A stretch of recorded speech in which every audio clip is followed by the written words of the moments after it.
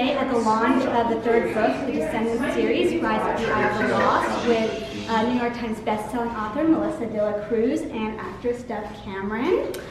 So this is the third book in the series, and it fits in with the Descendants movies. So where exactly in the timeline does this fit?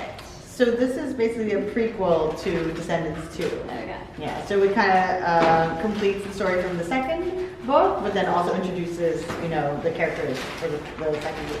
And really highlights the rivalry between Mal and Uma so that the audience is not completely lost Yeah. by the time we start up the second movie. Yeah, so you mentioned Uma, who is a new character that we meet in Rise of the Eye of the Lost and Descendants 2. What else can we expect from Rise of the Eye of the Lost and Descendants 2? We always have to say, the pirates are my favorite. Harry Hook! Every interview Melissa and I do. It's so funny. Yeah, we meet all the new characters. Yeah. We meet Gil and Harry and the pirates. We spend a lot more time on the Isle, which is my favorite thing. Yes. Yeah. Yeah, so just let's go back a little. How did you guys become involved with the Descendants? Like, how did you get cast, and how did you get put it to run on the books? So Disney is my publisher, and I wrote a big vampire series for them. And then the head of Disney Publishing asked me out to lunch, and I thought, and we're girlfriends, I thought, we're just gonna have lunch and go shoe shopping, and but that morning I had told my agent that I really wanted to do a big fairy tale series, and I actually wanted to do it with a big corporate partner. Because just the way publishing is right now, it's just hard to get any attention without, kind of a bigger platform. So I went to lunch, having had this conversation with my agent, and after lunch, Jean said, we're doing this project called The Descendants, and it's the children of Disney's biggest villains. And I said, oh my God, that's so funny. I just told my agent I want to do a big fairy tale series. So it was just kind of kismet. It was like exactly what I wanted to do, and they were offering me, the gig that, the whole, it's the Disney universe, and I'm a big Disney nerd, so. I was very excited. For me, it's crazy to me because now I've been answering these questions lately, and I kind of had this weird realization with my mom the other day. I was like, I've been involved in the series since 2013 because I was the first I was the first person cast. Yeah. And so I was actually able to go to the beginning stuff that you guys never saw with remember when we did that weird thing with the huge audience and the presentation and everything like that? Yeah. So there was all this stuff that went on before the movie even started filming with me and our director Kenny Ortega and obviously you and Karasan who did all the costumes. We did a lot of presentations and things to sort within the company and things like that. So I was really around long before we even started filming. So that's why the series to me feels so personal, because I really feel like I've watched the world kind of be built. So that's it's been forever now. So I guess that was how I got involved, was just at the beginning. So for Melissa, the script was already written when you got on. So because we don't spend a lot of time on the Isle in the first movie, how much freedom did you have when you were creating the world of the Isle of the Lost? A lot of freedom, actually, I think, and we did do that deliberately because everybody needs, their imagination to run wild. So they were like, "You have the Isle, go for it," So that was really fun to be able to do that. Yeah, and so in book 2, we also see a little bit more of Oregon. Is that sort of the same thing where you're given a lot of freedom? Yeah, it's kind of like, okay, in this book, let's explore the Isle, and what we want to do in the books is explore places that we're not going to see in the film. It's like, here's the Great Wall, that's going to cost millions and millions to make, so let's put it in the book. There's no budget in the book. We can go anywhere. Yeah. And so for Dub, what would you say was the most enjoyable part of filming these movies, and what was the most challenging for you? Melissa and I are having a silent conversation in our mind right now. The most fun for me was definitely the musical numbers, because we just really turned it up this time, wouldn't you say? Yeah, oh my God, they're so good. They're crazy. Yeah. When they told me at first what we were going to be doing for a couple of them, I was like, what? How? In what world? Well, in the Descendants world. The most, it's really just amped. And as someone who is much more kind of stage, I love stage in terms of music and acting, marrying each other. And especially working with Kenny, it just doesn't get any better to have full reign over the Disney world with Kenny Ortega directing and choreographing with top-notch performers in all these crazy lavish costumes in made-up locations. Like, are you joking? That's a performer's dream. That's the life. So that was the best part. And then when you say the most difficult? Yeah. Most difficult. I don't even know, because I guess I would have said in the first one the most difficult was like the hours and the physical toll. And even though the second one was actually longer and more physically challenging, it's like because Descendants is just kind of this like crazy boot camp thing that as all of us actors just get like immersed in and lost in, and like we lose all communication to the outside world. We're like, I'm doing Descendants, see you in 6 months. Because we all know that now, that's not really difficult anymore. It's just kind of like we know what we're getting into, so it's just kind of like, I don't even know. It's like when you get to that point when you're running or working out, when it just becomes blissful. It's not any less difficult, you just get like a rhythm with it. So like, I don't know, I guess I would say the physical toll, like the sword fighting, but it's still really enjoyable. Like there's no part that's like, oh, this is awful, you know, it's the best. Yeah. So when you're getting ready to film, what is your process for getting into character? In the second one, I think I utilized a journal a lot because, well, actually, no. So there were a couple scenes that were really, in terms of energy, I had to really be sort of like, you know, because there's a certain charisma that you have to project as an actor and a performer, but especially as a character that is so intense and layered and evil.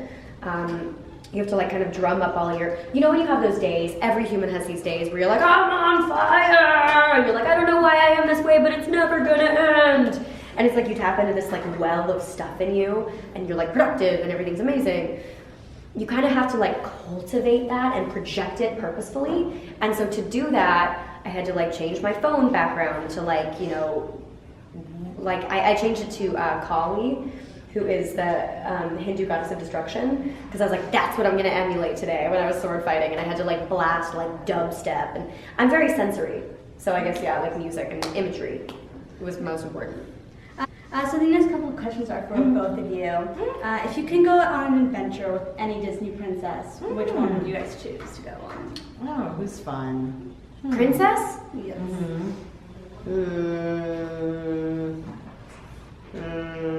Oh, I think Mal counts as a princess because she's a princess now. Yeah, definitely. So I guess I would say Mal. I just think that she's very like, she's tough and she's funny. I like Mal. Definitely. I'm a fan of She would Mal. keep me safe. So Yeah, well. yeah. Mal was like, I would hide behind her. Well, every Disney princess sort of has an animal sidekick. If you guys had an sidekick, which animal would you choose? oh wait, why did I get so excited when you asked me that question? Ooh, a sugar bat. Oh, what is that? Do you know what a sugar bat? They're like these tiny little, or no, sugar squirrel, sugar glider. Oh, Okay. those are so cute. They're like the tiny little squirrels with wings or something. Cute. Okay. And they're like, you can like have them as pets, I think. I mean, I think you're not supposed to, but I think some people do. Or maybe like a really tiny Siberian tiger. Okay. Well, I have a little white Maltese who is basically like a little diva. So, and she is kind of my sidekick because she doesn't like to leave. She likes air conditioning. No, she like comes out and she's like, oh, it's hot.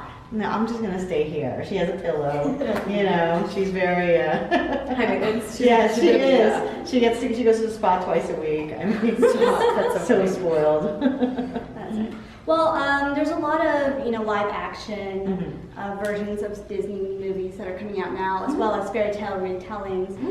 If you could be in any live action version of a Disney movie, which would it be, and who would you want to play, and what fairy tale would you want to retell? Oh. I know, I feel like I retold them all having Descendants, because Right. it's like we get to play with the whole universe. But we have not been able to do Frozen for some reason. Girl, I was just about to go into So that. we should totally do Frozen. Yeah. I know, but then I would want to play Elsa, and then I'd be mad that I was... Well, it could be like a Live and Maddie kind of thing. Yeah, she already knows how to play two characters, you guys. I don't know, maybe Little Mermaid? Yeah, that's one too. But maybe I'm just thinking that because there's so much Little Mermaid talk going on. Mm-hmm. But yeah, I guess maybe Little Mermaid, just because that would be a really difficult thing to navigate, like water. Yeah. Do you know what I mean? Are you talking about like a live action, like a film? Yeah. Little Mermaid. I would say Little Mermaid. Or Frozen, yeah. Or all of them, really. Let's just do all of them, I know. right? So You we write do the them all, books, yeah. I do the movies. Call it a day. So for some non-descendants questions, I have to talk about Alex and Eliza because I was just in New York last week and I visited like all the places. So fun! how did you come up with that? And obviously you saw the musical. Yeah, no, my daughter actually really inspired it because she was obsessed with Eliza. She kept saying, Mama, it should have been called Eliza because if it wasn't for her, we wouldn't know Alexander Hamilton's story. So I answered all her questions about what was real, what was, what wasn't true, and I got caught up in my research and I realized it's this perfect, kind of fairy tale. I'm drawn to those kind of fairy tale stories. There's this rich American princess and there's this penniless orphan boy who's brilliant, so I just thought it was the perfect young adult novel. Yeah, when you were doing your research, did you go to any of the places? Yeah, I went to Columbia where Alexander Hamilton went. It was called King's College then. So, they talk about him in orientation. Like, we're very proud of our alum. latest graduate of King's College. Yeah, it's like, and I've been to Trinity's church. I mean, it's just part of, almost your background as a New Yorker. So. Yeah. And so for both of you, can you tell us what's next for you guys? Yeah, literally next up for me would be, because we have a lot of stuff going on with the Descendants 2, press that's rolling out, we're doing a big wave of that. So the press and the release of Descendants 2 is obviously kind of what we're all diving into right now. But then next, in terms of projects, I'm going to be doing Mamma Mia at the Hollywood Bowl, which I'm really excited about. Who are you playing? Sophie. Yeah, I'm super excited about that. Yeah, my life has kind of taken a turn for the musical theater, which I'm not complaining about. So that's next for me. I'm also working on my own music, which I'm really excited about, and that I should be able to talk about a little bit more soon. And then some stuff coming later in 2017 that will reveal itself when it finds its time. Yeah. I have one more book coming out this year. Actually, two. Sorry. I have a book called Someone to Love, which is a bit of a serious young adult book, which deals with a girl who feels the pressure to be perfect and ends up having an eating disorder. And then I have a more fun book called Pride, Prejudice, and Mistletoe, which is a retelling of Pride and Prejudice, but with Darcy as a girl and Elizabeth Bennet as a boy. So it's really fun, right? Isn't that fun? That's cool. Yeah. So, yeah. All right, well, thank you guys so much. Thank you so much.